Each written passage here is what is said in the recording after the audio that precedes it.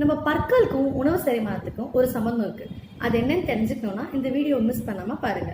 Almost இந்த உலகத்துல இருக்க 50% ஆஃப் த பாப்புலேஷனுக்கு டைஜஷன் ப்ராப்ளம் இருக்கு. இந்த டைஜஷன் ப்ராப்ளம் வரதுக்கு நிறைய ரீசன்ஸ் இருக்கு. ஃபார் எக்ஸாம்பிள், நம்ம டைமுக்கு ஃபுட் எடுத்துக்காததுனால, நெக்ஸ்ட் நம்ம நிறைய ஆயிலி ஃபுட்ஸ் கன்சியூம் பண்ணாலும் டைஜஷன் ப்ராப்ளம் வரலாம். பட் நம்ம பல்லுக்கும் டைஜஷனுக்கும் என்ன சம்மந்தம் இருக்குன்றத பார்க்கலாம் வாங்க. இப்போ நம்ம வாயில் ஒரு ப்ராப்ளம் இருக்கு, ஏதோ ஒரு காரணம்னால நீங்க ஒரு பல்லை எடுத்திருக்கீங்க. ஸோ கண்டிப்பாக நம்ம பல் எடுத்த சைட் நம்மளால சூ பண்ணி சாப்பிட முடியாது. ஸோ இப்போ நம்ம என்ன பண்ணுவோம், அதான் நம்மளுக்கு ஆப்போசிட் சைட் பல்லு நல்லா இருக்கு, ஸோ அந்த சைட் சூ பண்ணி சாப்பிடலாம் அப்படின்ட்டு ஒரு சைட் மட்டுமே சூ பண்ணி சாப்பிட ஆரம்பிப்போம். இதை நம்ம யூனிலேட்டரல் சூவிங்னு சொல்லுவோம். ஸோ இந்த மாதிரி சில பேஷண்ட்ஸ் இருப்பாங்க. ரெண்டாவது, ரெண்டு சைடுமே பல்லு இருக்காது. ஸோ அவங்க என்ன பண்ணுவாங்கன்னா, நம்மளுக்கு ஃப்ரண்ட்ல இருக்க பல்லு நல்லா தானே இருக்கு, அதை யூஸ் பண்ணி சாப்பிடலாம் அப்படின்னு சொல்லிட்டு ஃப்ரண்ட்ல மட்டுமே கடிச்சு அவங்க சூ பண்ணி சாப்பிடுவாங்க. ஸோ இதை நம்ம ஃப்ரண்ட் டீத் சூவிங் அப்படின்னு சொல்றோம்.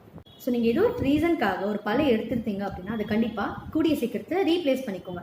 நம்மளுக்கு ஆப்போசிட் சைட் நல்லா தானே இருக்கு, அதை யூஸ் பண்ணி சாப்பிட்டுக்கலாம் அப்படின்னு என்னைக்குமே லெத்தார்ஜிக்காக விட வேண்டாம்.